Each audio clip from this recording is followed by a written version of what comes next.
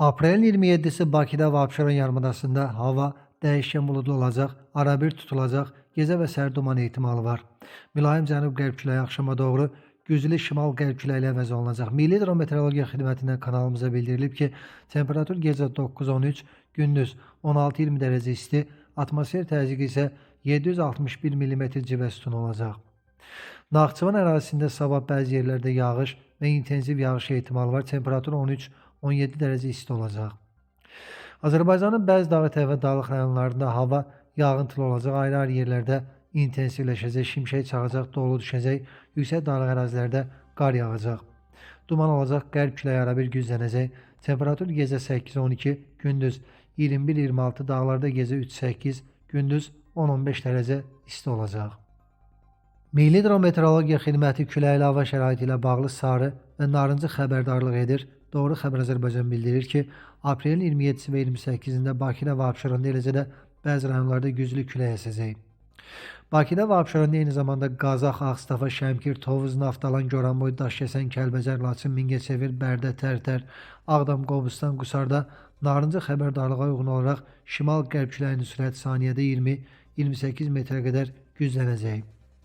Samux, Gəncə, Gədəbəy, Göygöl, Zəngilan, Yevlax, Lerik, Yardımlı, Baləkən, Zaqatala, Qax, Şəki, Oğuz, Qəbələ, İsmayılı, Göyçay, Şamaxı, Quba, Şabran, Siyəzən, Xaçmaz, Xızı, Salyan, Hacıqabul, Neftçalada isə sarı xəbərdarlığa uyğun olaraq şimal-qərb küləyinin sürəti saniyədə 13-20 metr təşkil edəcək. Fövqəladə Hallar Nazirliyi gözlənilən güclü külək və qeyri-sabit hava şəraiti ilə əlaqədar müvafiq təhlükəsizlik qaydalarını bir daha xatırladır. Belə ki, güclü külək zamanı yüngül konstruksiyalı və müvəqqəti tikililərdən, bina və reklam lövhələrindən uzaq durmaq, elektrik dirəyi və naqillərinin, hündür ağacların altında dayanmamaq tövsiyə olunur.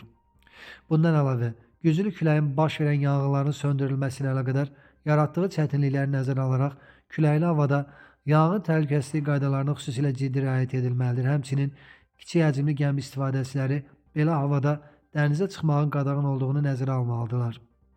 Eləcə də intensiv yağıntıların səbəb ola biləcəyi sel və daşqından qorunmaq üçün sel və daşqın təhlükəli ərazilərdən uzaq durmaq, bu təhlükə ilə üzləşdikdə isə dərhal yaxınlıqdakı yüksəkliyə qalxmaq tövsiyə olunur.